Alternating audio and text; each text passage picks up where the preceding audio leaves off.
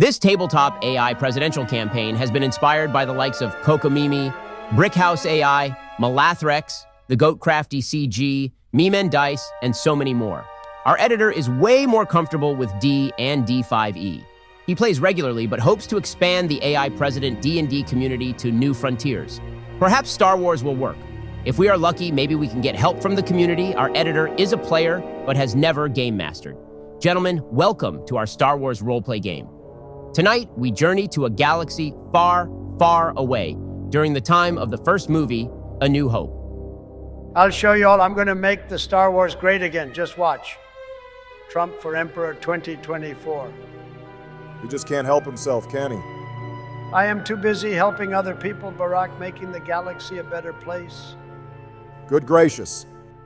Well, yes, Donald. Ahem. I sure do hope that you do help the galaxy be a better place. But I will be honest, I had hoped we would side with the rebels on this playthrough. Doesn't matter, not one bit. I don't need the Empire. I'd start a great rebellion, the absolute best. Like you did on January 6th? Fake news. Besides, Barack, continue to compare yourself to the Empire. Not a good look.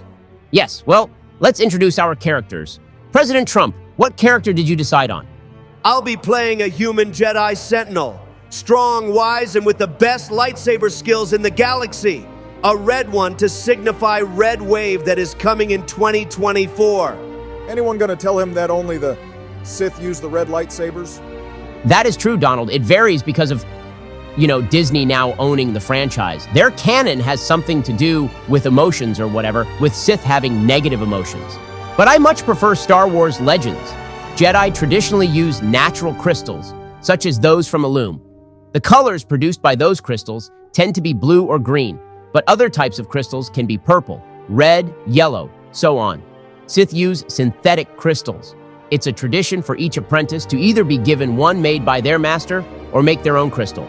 Synthetic crystals will turn the blade red, although it is possible to change the color during the process of making the crystal if you meditate and use the Force to meddle with the process.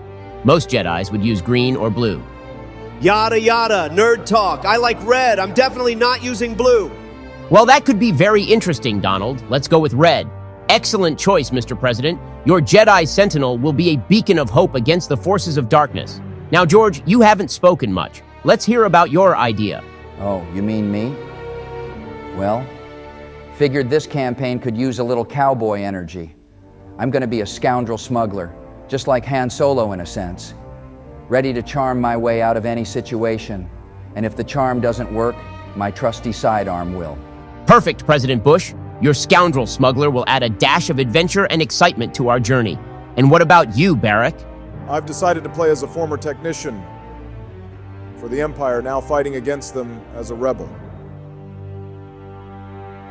I defected after discovering the dark truths of the Empire. Ready to use my brains and skills to outwit the enemy. That's a great choice, President Obama. Your character's knowledge of Imperial technology will be crucial to the rebel cause. And what about you, Joe?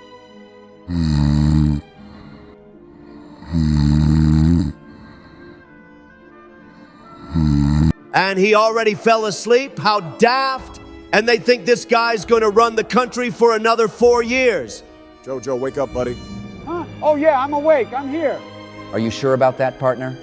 You looked like you were frozen in carbonite. Joe, did you have a good idea about your character? Yeah, I remember Star Wars. It was a long, long time ago for sure, but not in a galaxy that far away, closer than Lucas gave it credit for. And I was there. I was appointed by Senator Orrin Freetag, gave me my first intern assignment for a junior senator. And he really inspired me to get into politics. I owe him my career. What are you talking about, you moron? No, I'm being serious. I was there, and this diplomat inspired me to make this character. He was a formidable fighter turned senator, and it inspired me to join the Senate many, many years later in the United States and fight for my planet. He can't be serious. Joe, you actually believe you lived in George Lucas's fictitious Star Wars? I don't believe it. I don't even think it. I know it. Pure and simple. I worked in the Senate for this guy, and the guy was the strongest, most powerful force in the galaxy.